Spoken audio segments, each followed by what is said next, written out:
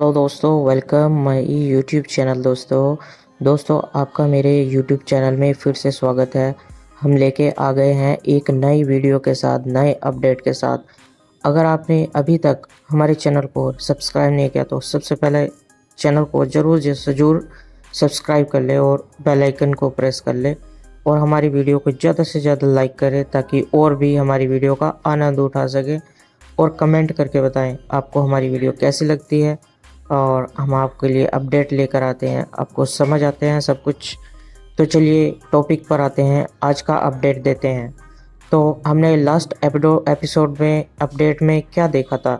हमने देखा था कि जो दादी होती है, दादुन होती है, वो राज के घर आ जाती है और उसे पहचान लेती है, अरुण्या की माँ को पहचान लेती है और पाखी से बहुत रोकने की कोशिश दादी को बहुत रोकने की कोशिश करती है, लेकिन दादी नहीं मानती है। जिससे अब एक नया सीन नए नए मोड में आने वाले हैं, हमारा सीरियल नए मोड में आने वाला है। और बाद में जब राज घर आता है तो माँ सब कुछ बताने लग जाती है, किसको? राज को, कि कोई यहाँ पर आया था और वो बता देती है कि कौन आया था। जिससे राज पहचान जाता है कि यहाँ कौन आया था और फिर वो अकेले में जाकर अब पाखी से पूछता है आखिर यहाँ कौन आया था, कैसे रिएक्ट कर रही है माँ के यहाँ कौन आया था।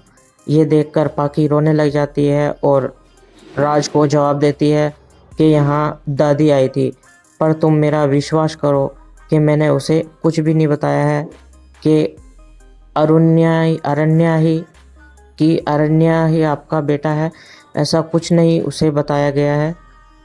और अब देखते हैं कि राज जो कि पाखी का बहुत ज़्यादा मजाक बनाने लग जाता है। और हम देखते हैं कि अब दूसरी ओर हम देखते हैं कि जो दादी माँ वहाँ जाकर अब बहुत ज़्यादा परेशान हो जाती है। अपने घर लौटकर वो बातों को याद करती है कि ऐसे कैसे हो सकता है और अरण्या की माँ मुझे पहचानने से कैसे इनकार कर सकती है, वो कैसे मुझे धक्के मार कर निकाल सकती है, ऐसा नहीं हो सकता। शायद कुछ इसके पीछे बहुत बड़ा हाथ है।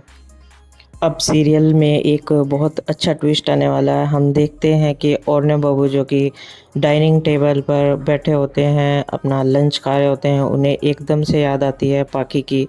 और पाखी वहाँ उन्हें सपने में दिखती है, उसे राधे को और अरण्या बाबू को खाना खिलाते हुए दिखाई देती है। और यहाँ पर अरण्या बाबू बहुत ज़्यादा मिस करते हैं पाखी को। और दूसरी ओर हम देखने को मिलता है कि पाखी भी बहुत ज़्यादा अरण्या को मिस करती है। और वहाँ पर हम देखते हैं कि अरण्या बाबू को ये सहा नहीं जाता और अरण्या बाबू तुरंत से कार में बैठकर पाखी के घर पहुँच जाते हैं। यानी अब जो अरण्या बाबू होते हैं वो पाखी के पास पहुंच जाते हैं, राज के घर। वहां गैलरी में जाकर पाखी को देखने लग जाते हैं और पाखी भी अलमारी में से देखती हुई रोने लग जाती है। और वहीं पर अचानक से राज आ जाता है और कहता है कि अरण्या बाबू की याद में रो रही है और मजाक वगैरह बनाता है। और वहीं पर अपने क्लाइंट या वकील को कागज़ तैयार करने के लिए बोलता है। और फिर अब हम देखते हैं ऐसे करते करते सुबह हो जाती है और हम देखते हैं अरण्या बाबू जो कि बाहर बालकनी में एक बेंच पर सोए हुए मिलते हैं। और पाखी वहाँ अरण्या बाबू के लिए चाय कॉफ़ी लेकर जाती है और अपने पुराने दिन याद करती है कि वो अरण्या बाबू को कैसे उठाती थी, किसी रोमांटिक सीन से उठाती थी।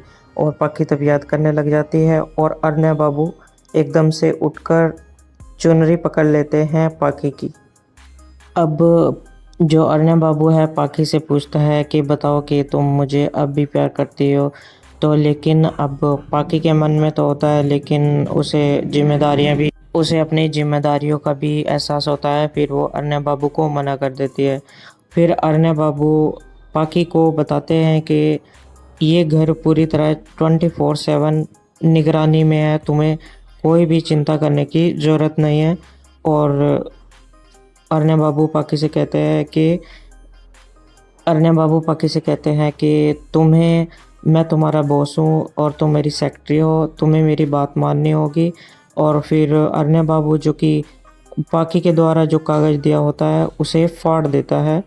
और अब हम देखते हैं कि जो दादुन होती है वो अचानक से ऑफिस में मिलने के लिए आ जाती है अरण्या बाबू को। नए सीन में हम देखते हैं कि दादुन अब राज से मिलती है और दादुन राज से कहती है कि मैं तुम्हारी दादुन हूँ, और राज को प्यार करती है और कहती है कि छोटू तुम्हारा भाई है और तुम्हारे दोनों की माँ जो है वो है। इस एपिसोड में इतना ही अपडेट था। मिलते हैं नेक्स्ट एपिसोड अपडेट के साथ। बने रहिए हमारे चैनल के साथ। वीडियो को लाइक करते जाइए। चैनल को ज़रूर शेयर करें अपने व्हाट्सएप ग्रुप में। Okay, thank you.